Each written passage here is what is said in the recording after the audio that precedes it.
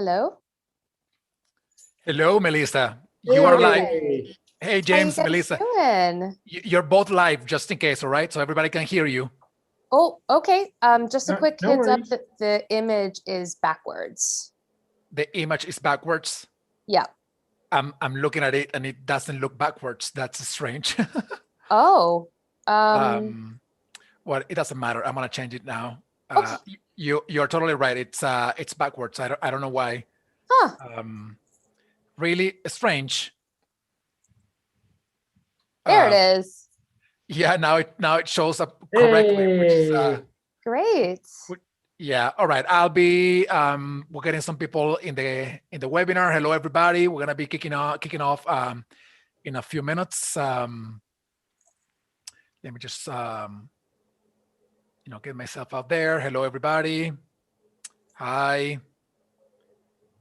Hey, Enrique. Hello. You guys Hey, cannot show your James. videos? It won't let us. Yeah, it said that you stopped it. Give me 1 second. Yeah. Yeah. Um, Probably just for the panelists. You can. yeah. Just give me 1 second. Sure. You can have more than 1 second. Yeah, we're still early, you guys. We have forever and a day. I know. Yeah. Give me 1 second. I am looking. Why can I not see this? Here it is. My gosh, I don't. Video settings.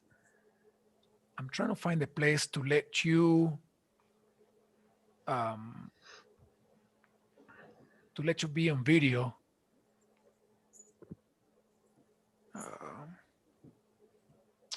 Give me 1 second, guys. Let me just go to Zoom directly. 1 second. Sure.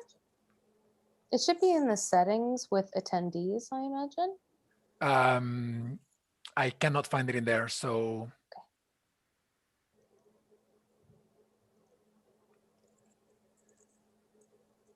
All right, I won't be able to edit it here. Sorry, everybody. Give me 1 second. I'm trying to get this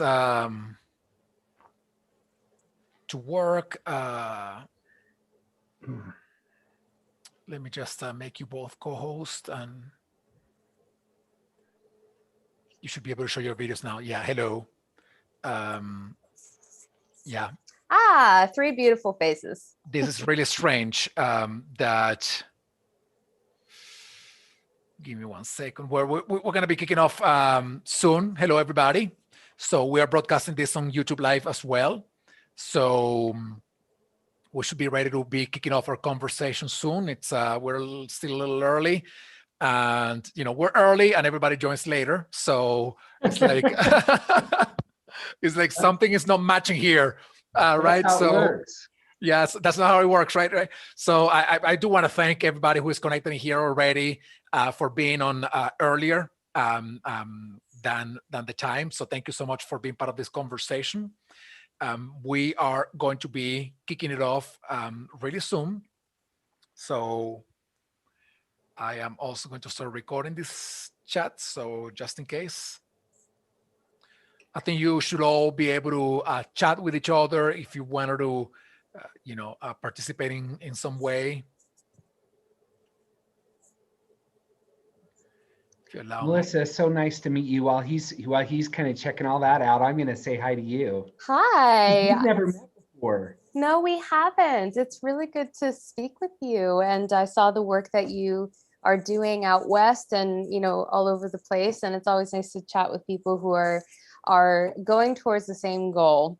Yeah. So, yeah. Where are you at, Melissa? Remind me. So I am just outside of Washington, D.C. And my husband and I just moved back from London last year. Oh my God. Yeah, it was really sad to leave. Living in the UK was awesome. How long were you there? 3 years, 3 glorious years, and being there even during Brexit, and then when the pandemic started, and seeing those similarities and differences between being there and coming back here was super interesting. So yeah, just back in the DC area by way of London. And I saw that you're in, is it in Utah? Yeah. If you've ever heard of Park City, which is yes, very nice. So I just live literally on the other side of the famous Deer Valley Mountain. So Oh, must be gorgeous. it is. It is. We love it here. Yeah. Oh. I have a friend who is looking to buy a house out there with her husband. They love skiing and they say it's beautiful. And of all the traveling I've done, I've never been to Utah. Ah, So it's on the list. yeah. No, that's great. Just in case, everybody, you're both live and everybody can hear your conversation. So just in case. Yeah. Yep. Thank you. Yep. We got that. Just in case you want to, say how much money you have in the bank account and reveal your password. In case you want to just tell anybody your social security. No, I don't know what you guys want to say, but hey, Oh, my you never know, right? And everybody who's connected already, thank you so much. We are right on time. We're going to be kicking off in a couple of minutes.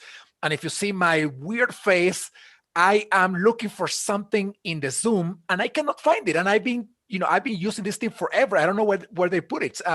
You should crowdsource the information from the crowd. Tell them It's what so you're looking strange. for. Yeah, it's so strange. I'm just trying to, when you have somebody as a panelist Mhm. in your webinar and you promote that person from attendee to panelist, unless you set it up in the original setup of the webinar, there's got to be a way to let them get their camera on. And I know now how to do it. I remember See, now. you talked through it and then you got there. If you guys don't mind, I'm gonna do a quick experiment. I'm gonna do it with you, Melissa. I'm gonna remove the co-host thing. All right. Okay. To see, so give me 1 second. Sure. Yeah, it's like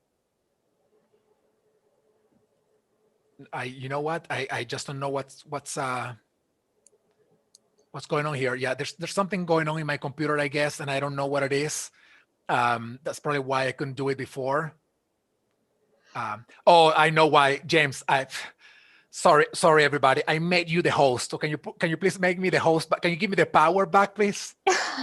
So where do I do that at, my friend? You go to participants, and you right click on my name,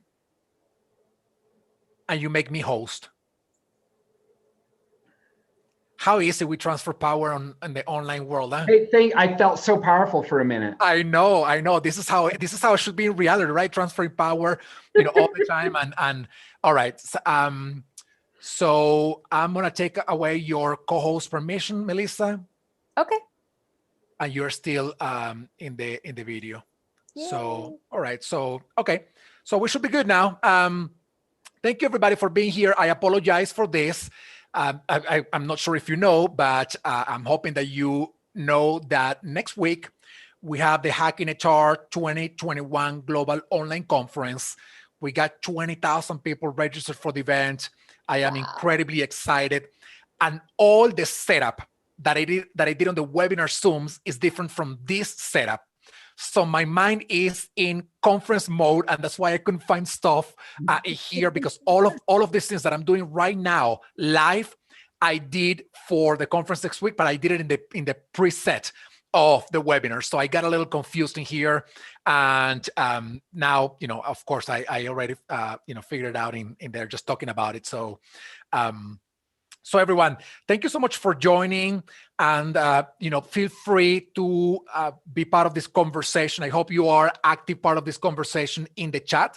So if you, by any chance, if you want to network with others, if you want to share your LinkedIn information, if you want to ask questions, if you want to ask a question to the panelists, or ask a question or respond to a question that somebody else has in the session, please feel free to jump in. And as opposed to the in-person world where, asking something out of the blue would be a little, strange.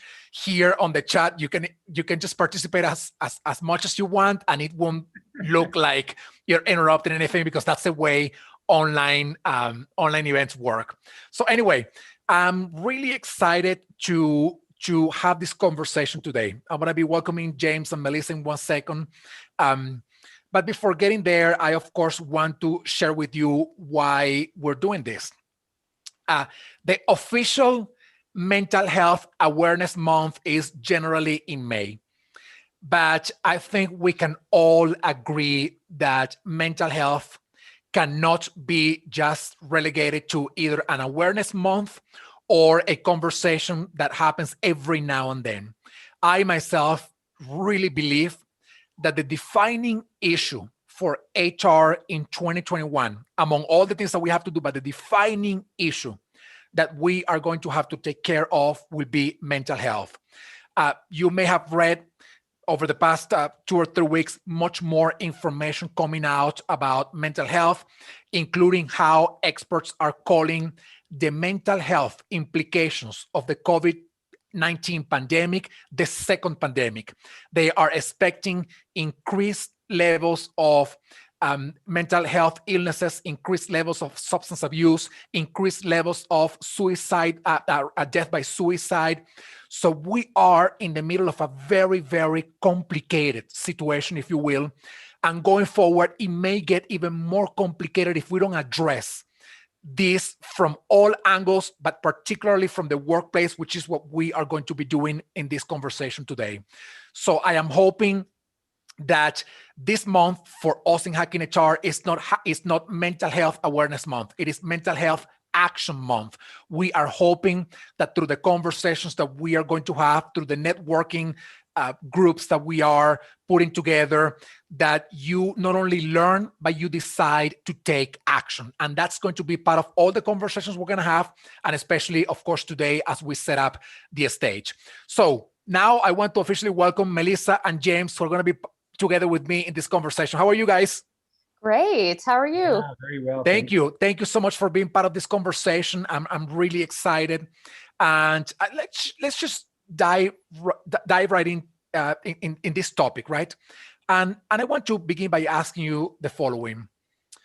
Mental health for a long time was considered taboo in the workplace. We don't talk about that. That is too personal, or we don't know if we're crossing a line and we don't feel comfortable about it, or that's too fluffy. So, whatever excuse you may find in a book, you would have heard that excuse in the workplace to not talk about mental health.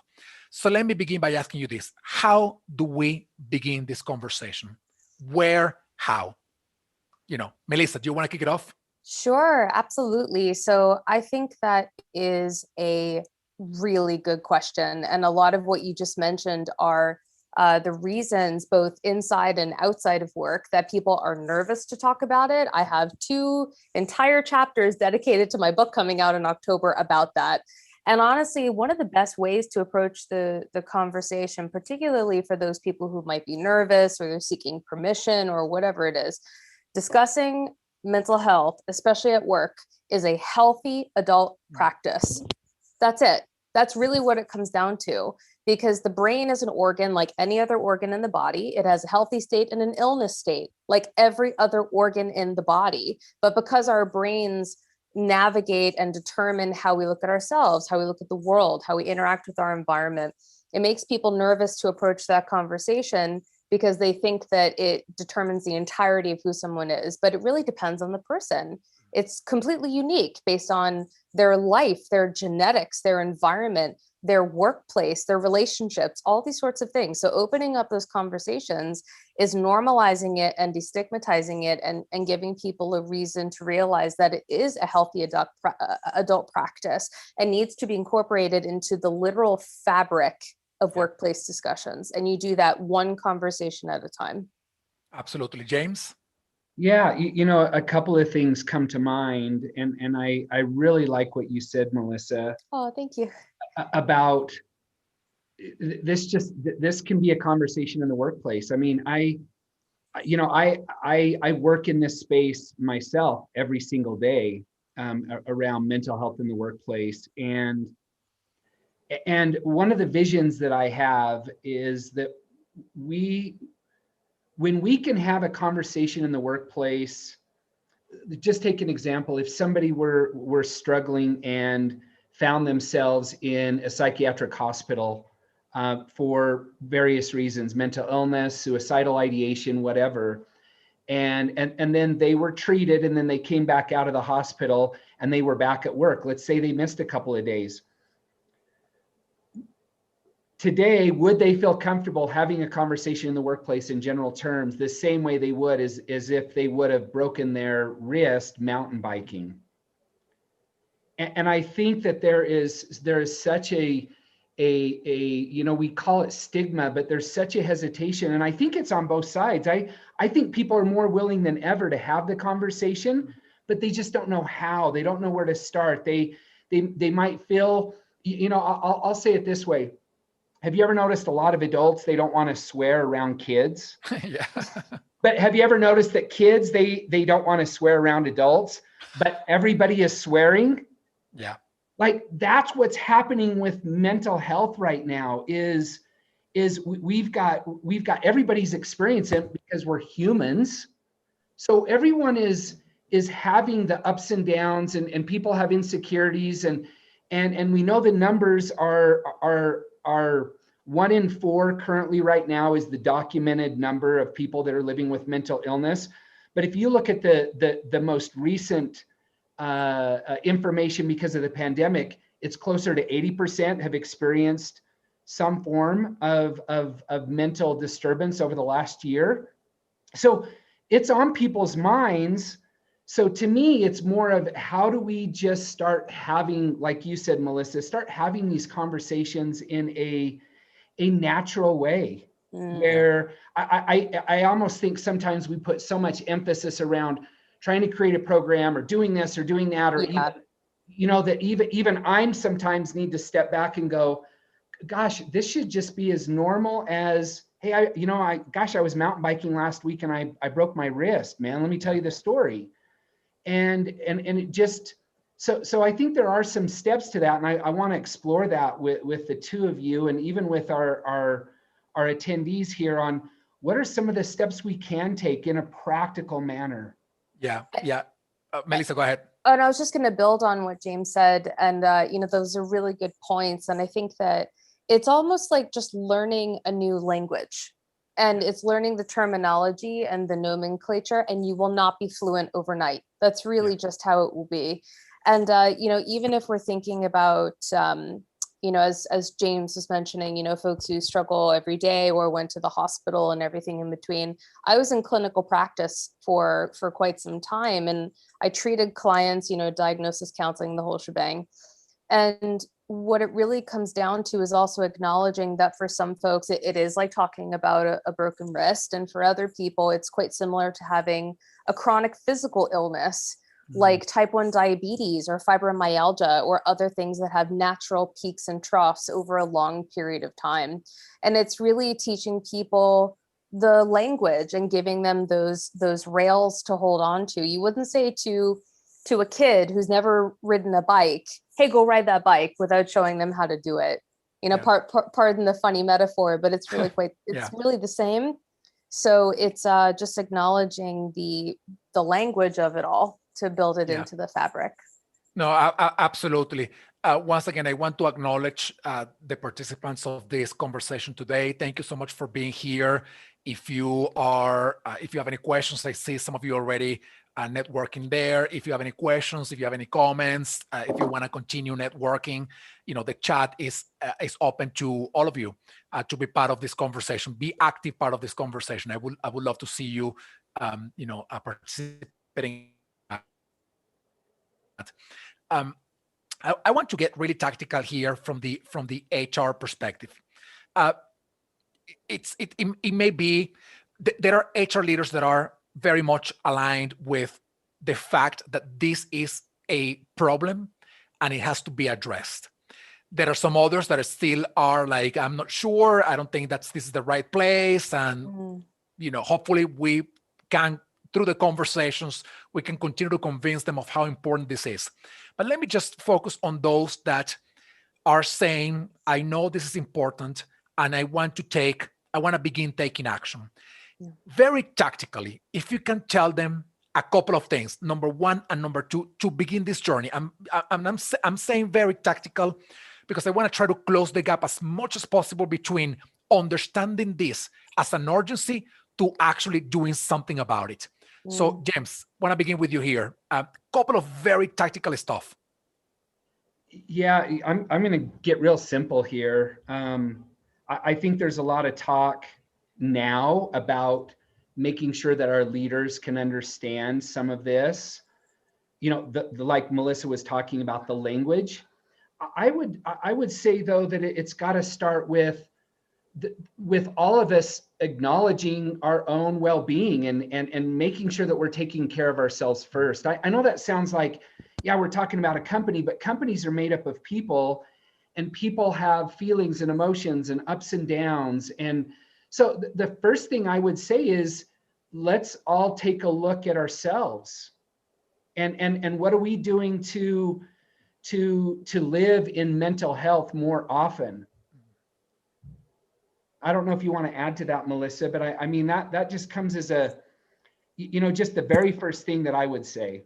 Sure. It's funny though that you mentioned that. I just want to say one thing, that whenever you read anything about mental health, it always begins with put the oxygen mask on you first, because otherwise you won't be able to help anybody. That's right? So I right. think it's a great point. Melissa, I apologize. No, it's I fine. came out of the blue. No, it's fine. And I love that you use the oxygen mask metaphor, because that's in the literal title of my leadership and mental health seminar that I give, that you have to put on your own oxygen mask to be able to lead for others as well. And so I think that what it really comes down to, and I'll build on what James said, is the concrete things to do I see in two categories. What do I need to do to show up for myself, to advocate around my own mental health at work? And what do I need to do to show up for others and make them feel psychologically safe to talk about me, about mental health at work? And what does that look like? Does that mean checking in more often? Does that mean self-disclosing and role modeling about my own struggles? How do you want to participate in the conversation about yourself and to support other people? Granted, there's a lot of logistics in how to do that, things that are helpful to say, things that are unhelpful to say. These are what I do, you know, each day is basically teaching people not only why to talk about it, because awareness is great, but as Enrique said, action is better. And so teaching people exactly how to do that, but starting with what James said, you have to take a step back first and look at yourself, but then ask the really clear questions. How do I need to advocate and show up for myself and make others feel safe to talk with me? Because when you think about company-wide change, that's a tall order. Or if you think about industry change, that's a tall order. So what I tend to focus on in my deliveries and also in the book is, what can I do as an individual? Because the larger the chorus of voices, the faster the change will come. How do you get those who don't believe that this is important? Oh, that's my favorite question. Yeah, and let me. I want to deconstruct this question a little bit. I'm not saying that they don't believe that mental health is an important issue. I'm saying that they may not believe that addressing it from the workplace is the right thing to do. How do you get them on board? And I'm saying this because very often they are the ones who make decisions with the money to bring consultants or to bring clinicians or to, you know, to put the resources. So Melissa, please go ahead. I hope you didn't mind I jumped on that. It's my favorite question. Yeah, please go ahead. I think it's important. You know, when people say, you know, is it something that's perfect for the workplace, or I don't know, my instant response is the mental health of the building blocks of who we are as people. How is it not a workplace issue? Because people are the ones who staff the companies, just like James said. So it's really, there's two pieces. There's the organization's duty of care to make sure that, you know, it's a healthy and reasonably happy place for people to work. And then there's the individual responsibility piece of people feeling like they should advocate for themselves, and it's landing in an environment where they can. So a lot of the data is showing that with the younger generations, that they're just not going to work for places who don't care about mental health. That's really what it's showing. If they have that luxury to be able to go work somewhere else, great. But some of them don't, and they have to stay at those jobs. So that's really my ultimate response is mental health is something we all have, and it's the building blocks of who we are. How is it not a workplace issue? Yeah. And then I go, well, when you put it like that. Absolutely. Yeah. And I would add to that and just say this, especially, you know, you mentioned, you know, someone's going to be writing a check, right, to bring in programs or training or whatever it is. And so oftentimes you're talking to a CFO, and we can rip off numbers all the time. Deloitte has said that for every $1 we proactively invest in mental health support and programs, there's a $5 ROI. But I want to make it even more basic than that, and simply say this: when people feel better, when they feel supported, when they know that they've got, when me as a leader has their back, how do you think they're going to show up more often at work? Yeah, most definitely. I mean, so the numbers kind of get lost sometimes and the stats get lost, but when you bring it down to a very basic level of, yeah, when I'm freed up or I feel supported, or if I'm going through something and I know my team has got my back, I may be out for a minute, but I'm gonna bounce right back, because we're resilient. We're able to bounce back from this stuff. But part of the challenge is that leaders and organizations oftentimes are set up in a way where it feels like it's my performance against who I really am. Yeah. And then there's this challenge of, gosh, I've got to ignore my mental health, and I've got to just put my head down. Then I've got to work. But if people would just open up to this idea of compassion and support, it changes the entire dynamic. And by the way, by default, your culture starts to change too. I absolutely love that. And one part of this conversation that I want to get into is a little bit of culture and corporate culture, right? When the pandemic started last year, at least here in the United States at the beginning of March, it's been almost a year since we've been in this insanity, right? At the beginning of the pandemic, one of the main focus of my conversations was around this challenge becoming an opportunity to make the organization more human.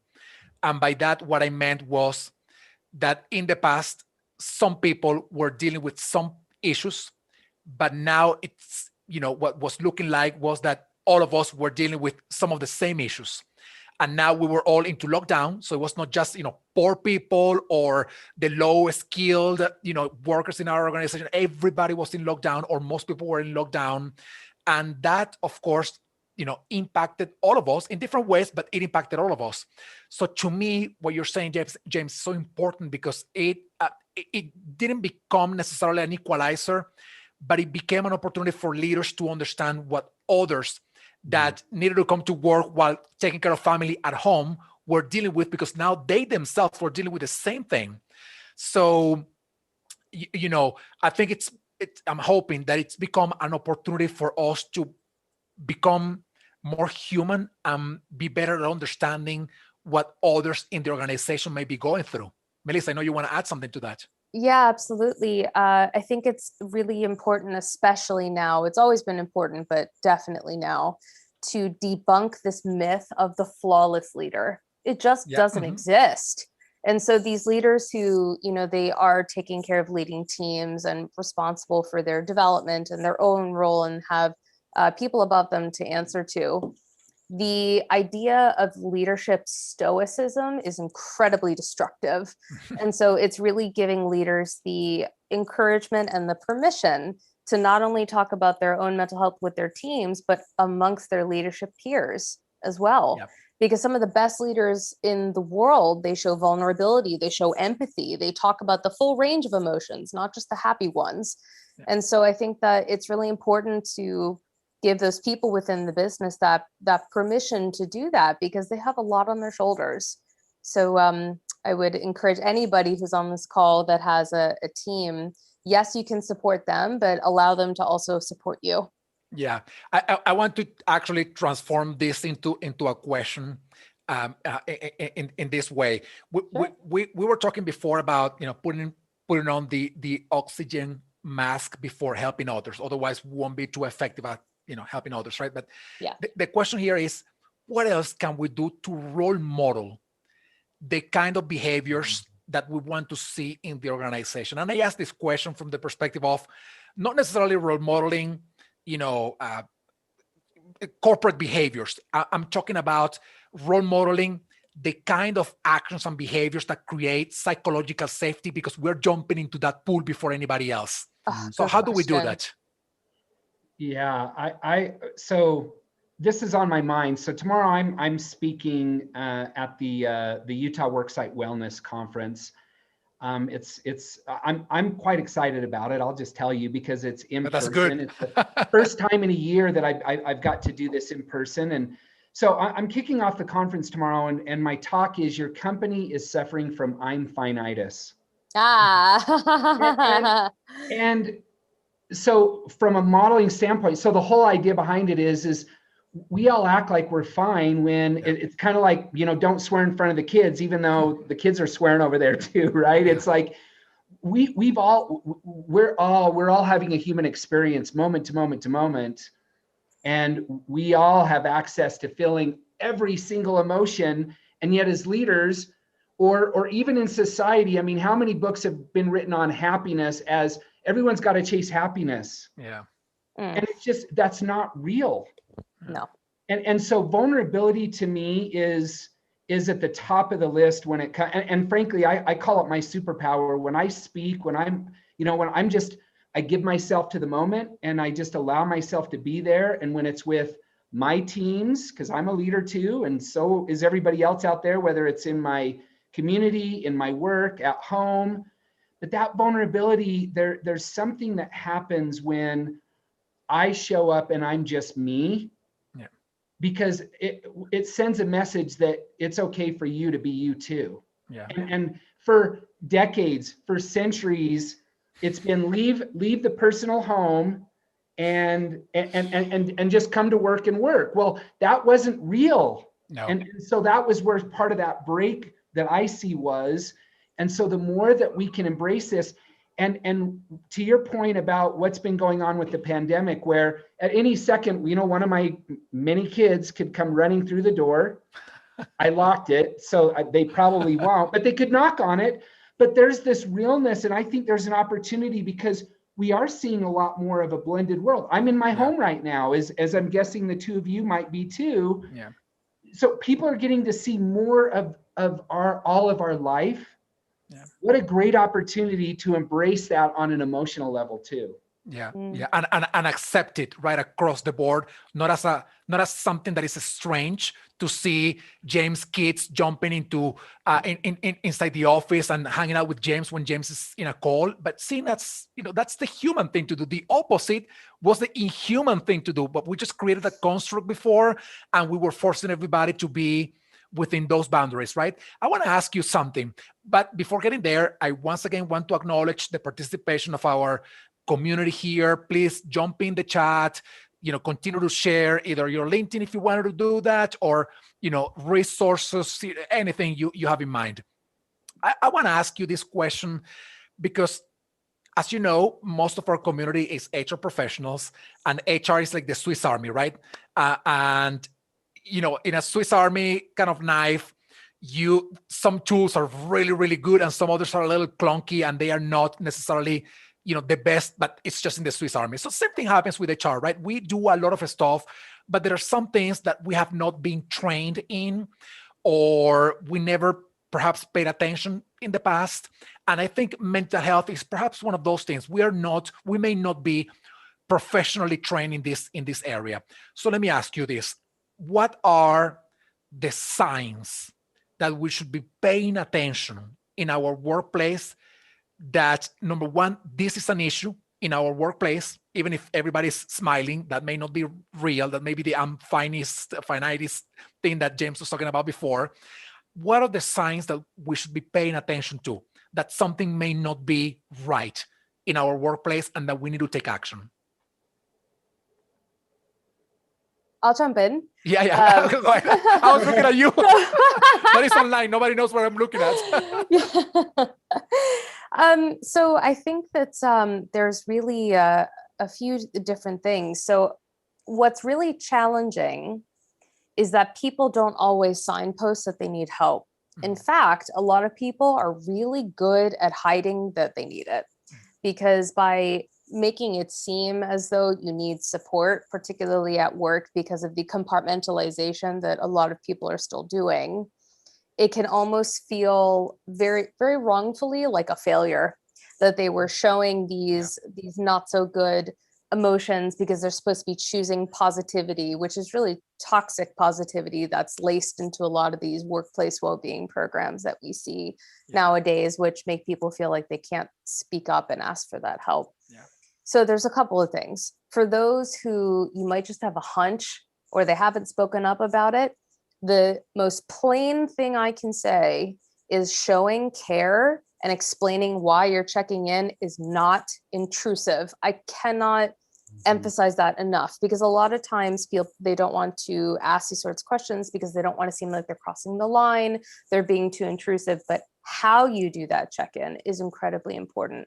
And in terms of recognizing the signs that somebody might need support, and let me be very clear that when you see distressing behaviors from someone, we don't want to assume why. It could be stress, which is not a diagnosable mental illness because stress is normal and we have good and bad stress in varying degrees. Chronic stress, if left untreated, can turn into a mental health condition. Or it could be a flare-up from a mental health condition. We don't know why. So the most basic thing is get to know people's baselines. If you know their baselines, then you know what not so good looks like and what good looks like. And so if it seems as though there's changes in patterns of communication, changes in engagement, changes in behavior, changes in physical demeanor. So looking at someone's affect and seeing if they look a bit jacked up or literally flat. And for some people, it drains the color from their face. There were clients I used to have that had pretty bad clinical depression. And before and after certain treatments or after a long period of counseling, the literal color came back into their face because the mind-body connection is so strong. So I would say just pay attention to that baseline and follow, not to sound fluffy, but your gut can be one of the strongest tools that you have. So if something doesn't feel right, odds are it's not. And so just pay attention to those variations, but don't assume the cause. That's what I would say. Yeah. Fantastic. James, you want to add to that? And then I also want to, add to the complexity of my previous question. I'm going to add another layer of complexity, which is the question that is posted on the chat. Great. How to initiate these conversations when your boss, I'm going to say it, sucks. That's a mild word. I'm actually I'm thinking about the costing word, but I'm not going to say it. And your work culture is toxic. How do you initiate those conversations? Well, I'm going to go back before we address that one. I want to continue on with what Melissa was sharing and how do you, so this term of, we've got to create a safe environment. Oftentimes people hear that, but I don't know if they really know what that means. And Melissa was talking about that with how do we address this? And we do that with care. And the other thing I would add to that is listening. But not listening for information, but listening for insight, which is that gut feeling, right? It's being present enough and allowing yourself to come in with empathy and compassion, but also with curiosity. Like just, if we start to really have a curious mindset when it comes to our people, that in itself is going to tip us off because we're going to actually have some genuine concern for them. We're going to be interested in who they are, what they're up to. And then when things do seem off, then we're going to be able to, I think, show up for that. And so it's another way of saying it is how you just listen to music to enjoy it. You're not trying to change it. You're just like, you're feeling the music. That's how we get to start listening to our people. And that's, it's how we ought to be listening to our partners, our spouses, our kids, and that's not all the time, but this is what builds that trust equity is when people feel heard and understood. I'm going to tell you, you're doing it right when people are coming to you with their problems. You're doing it right when they're coming to you when they feel off because they know that you're not going to judge them. And that's one of the things, when it comes, I'll give you a stat because I love to throw out a stat here and there because it gives you a good idea. But 80% of the people that struggle with their mental health will never reach out and get help. You'll never know about it. 80%. which means that they don't feel safe. Yeah. That bottom line, they just don't feel safe. Wow, Melissa, I'm sorry. I was just No, it's reflecting fine. about that number, and wow. Please go ahead. The data is definitely, I think the mild word I'll use is troubling. Yeah. And when it comes to opening up those conversations, there's really a couple of ways to do that, because either you can take that first step if that person is nervous to, or if they're coming to you. And just like James said, if they're coming to you, clearly you've done something right to make them feel safe enough to do that. So if someone comes to you wanting to talk about mental health at work, give yourself a proverbial pat on the back, because not everybody would approach, every colleague or their boss even at the organization. So if you're approaching someone, I'll keep it super simple and just very tactical, as Enrique was mentioning. It's really about explaining why you're checking in. So that statement of intention is absolutely critical, because if you're checking in with someone about their mental health with no explanation or context, it can make them feel sometimes a bit under the microscope or put them on the back foot. And that's the last thing you want to do. You also don't want to tell people how you think they're feeling. So you can use the noticing technique, like, hey, I noticed in the last couple of weeks, you've been a bit more quiet than usual. I just wanted to check in. Is everything okay? You want to notice and explain if you've noticed a pattern. And most importantly, if someone says they don't want to talk about it or not yet, you have to respect that, because in that moment, it's about supporting them, not fulfilling your need to support them and giving them that really space. powerful. It's true, because for anybody on this call who struggles with being a fixer, you gotta keep that in the tank, because if someone just wants to vent, for example, and why don't you do this and do this and do this, they'll be like, whoa, I did not ask for that. And so it's also, as you get, there's so much to unpack here. So I'm giving you a 20,000 foot view, but it's also, if somebody wants to just be listened to versus if they want some help brainstorming of how to look at a situation differently. One of the most powerful questions you can ask in those conversations is, do you want me to just listen, or do you want help sorting through this? Find the language that sounds like you, because oftentimes when people share that they're unhappy, the first thing that people do is, why don't you do this? Or advice. The best helpers ask questions. I can't stress that enough. They become the coaches. Absolutely. I want to ask you something. You mentioned a couple of ideas that are bringing to my mind the words genuineness and authenticity. Yeah. And I'm thinking about those words because for some people, what you're describing comes naturally, right? Yeah. I mean, they are helpers by nature. Yes. And when I say helpers, I mean in both directions, meaning just listening with the intent to truly understand what the other person might be going through, or listening to provide some support if the other person is open to that support. But stepping back 1 second here, we have to have a corporate culture where people also feel that that process is genuine. And what I'm trying to say here is that if you do this all the time, every day, from the very first moment somebody's coming into your office or to your job to the last day they have in that office, that is natural, right? I mean, those conversations are natural. But if out of the blue, Enrique is calling me to ask me, are you okay?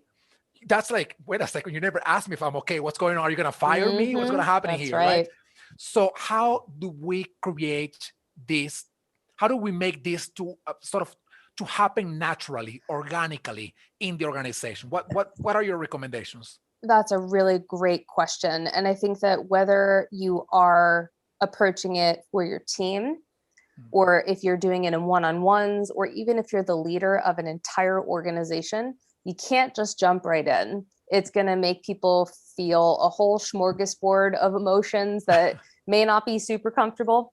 So it goes back to statement of intention. So before you take those actions, you have to let these people know, typically via thoughtful email, just to set that stage so people can marinate on it and take that time and explain why you're broaching this topic beyond the data, beyond the ROI, beyond the checkbox, why you as a person are approaching this topic, why it's personally important, why it's professionally important.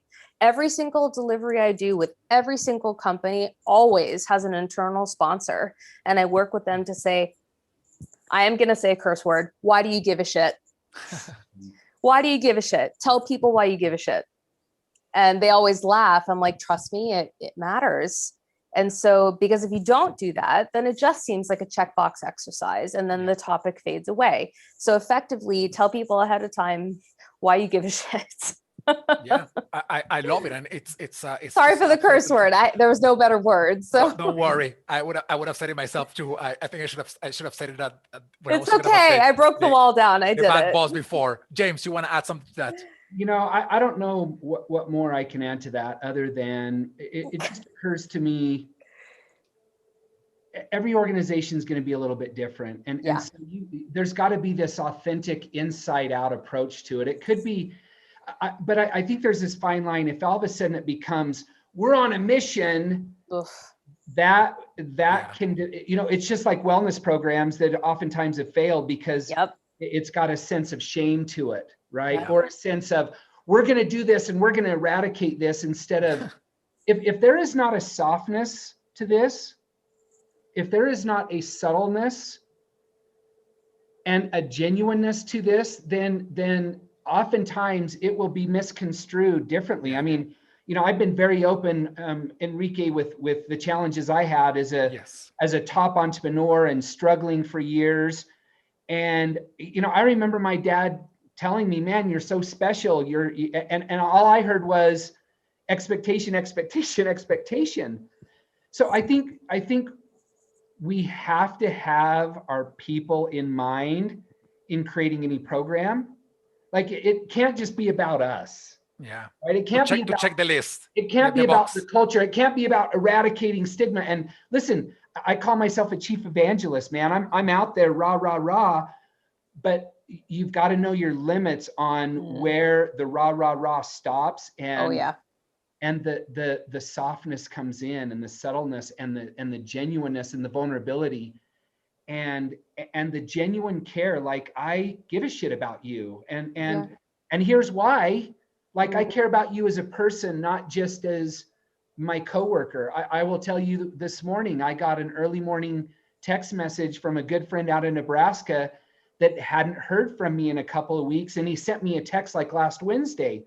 Well, I got super busy and I had all kinds, anyway, long story short, he was doing that because I know he cares about me. He wasn't doing it to check on me. Yeah. And then we got to share and catch up this morning, and it was a beautiful thing. But if he was my boss and he's never done that before, then you know what I'm hearing? Oh, he's wanting to know why I didn't get my work done, or why I haven't hit my numbers, or whatever the story is that I've come up with. Yeah. No, that is very powerful. Melissa. Yeah, I want to add on to a couple of pieces that you've both said, which I think is also important, and it can be a bit uncomfortable, which is actually why I think we need to talk about it even more. This is also a huge section in my book coming up, is talking about the fact that these conversations will have challenges. They will have obstacles. They won't always go well. And that's what I think there's a big portion that's missing, is when you encounter people who don't give a shit, who don't want to talk about it, who feel it's not a workplace topic, or people who betray your trust when you have spoken to them. Because I think that I totally agree, the rah is great. It's not the plane of existence that we live in, because you will encounter challenges. And so I think it's important to not only say the why piece, but also level set expectations that it's an iterative process. It's going to get screwed up sometimes. And here are some ways to solution that. Because it goes wrong doesn't mean it won't go right with someone else. Yeah, absolutely. As we're getting closer to wrapping up our conversation, I want to ask you one very relevant question to these times that we're going through. How do we pack everything that we've talked about in a world where people are working remotely? Imagine all these conversation again, just focused on an environment where now we don't have James or Melissa next to us to see how they're feeling or to ask a question. And now it requires an email. Can we set up a Zoom call? And it becomes like it's not just knocking on somebody's door and coming to their office. Now it is more of a chore, to get a conversation with somebody about these things. So how can we frame all of the points that you've made through this conversation to a remote world? I have one simple statement. Just because we are physically distanced does not mean we need to be interpersonally distanced. Yeah. You can get in touch at the click of a button. I know that, you're only seeing this part of me, but body language is massive in communication.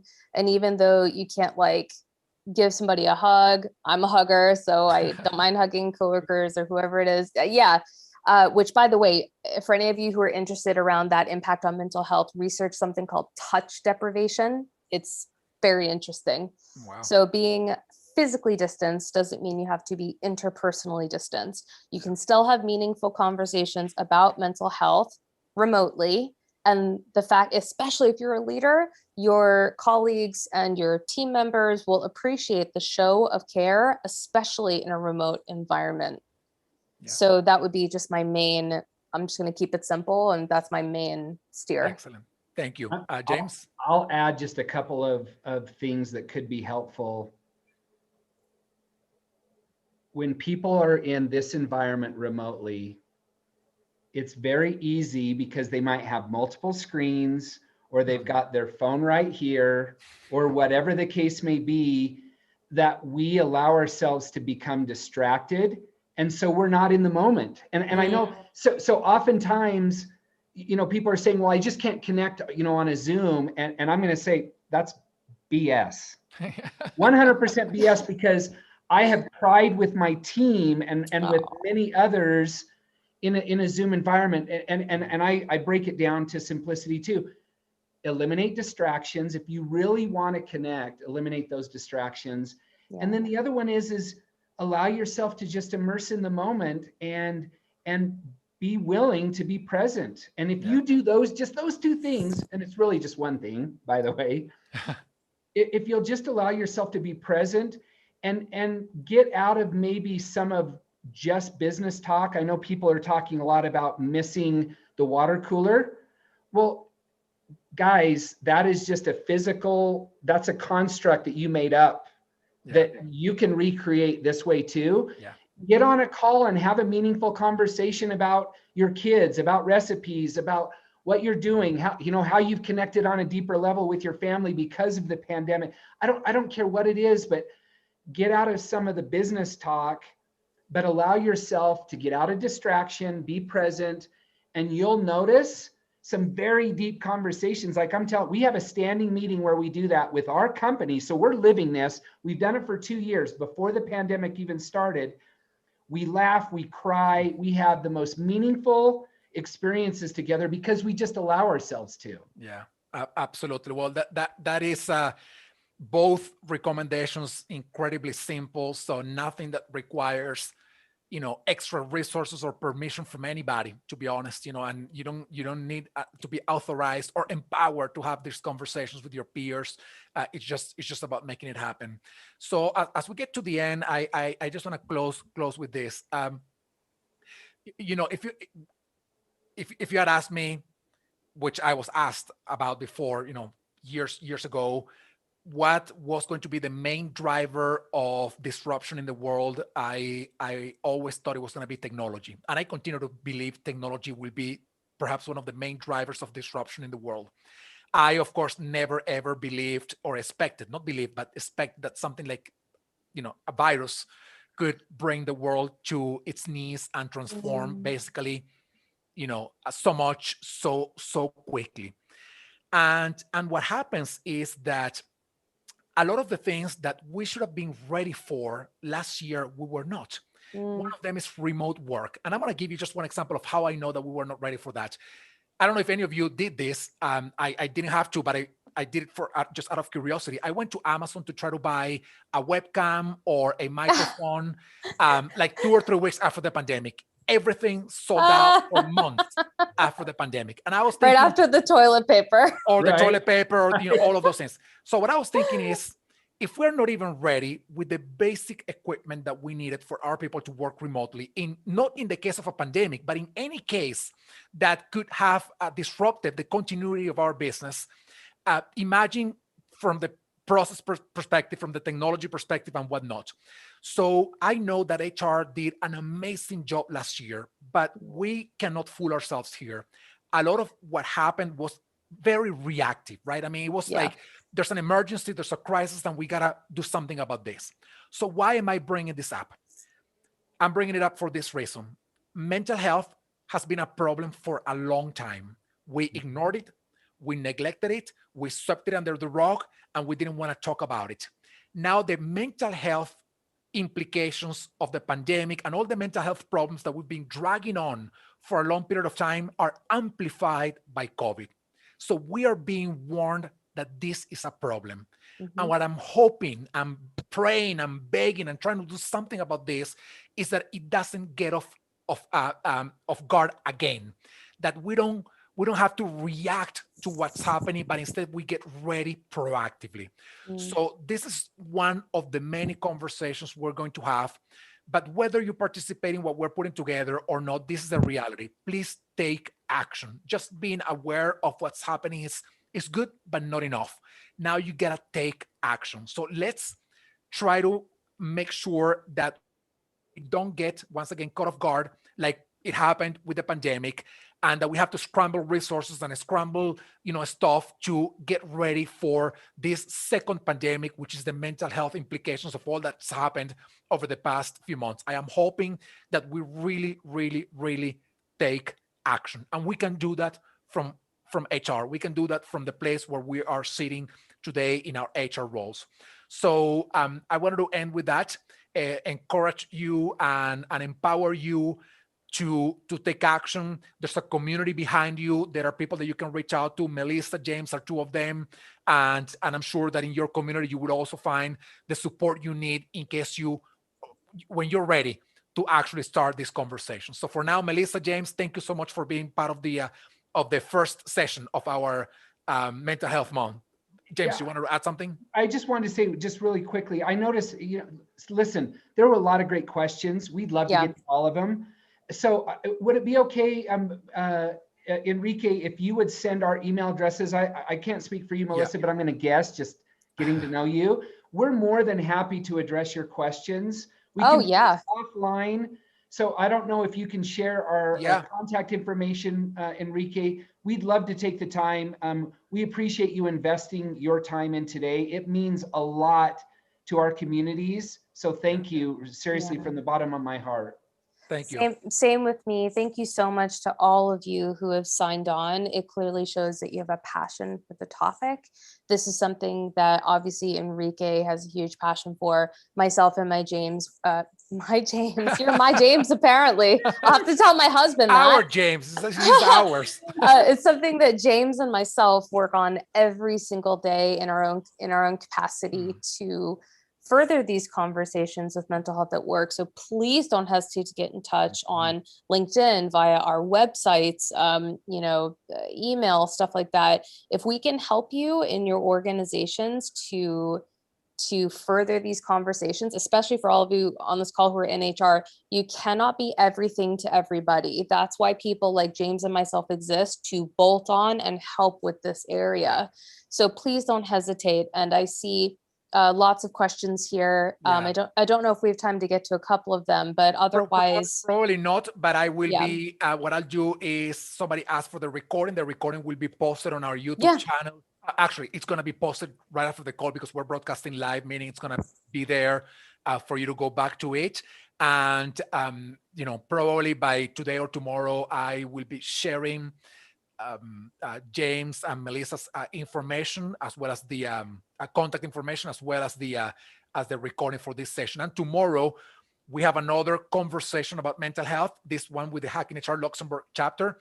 They're putting a great panel together as well, and I'm hoping you also join them. You can go to the Hacking HR Lab if you are not already registered, which I'm thinking that probably most of you are. you can just join tomorrow. So everybody, thank you so much. Please continue to be safe and well, and we'll see each other around. So Melissa, James, thank you so much, and thank you everybody. Thank you, everybody. everybody. Bye everyone. Thank you. Okay.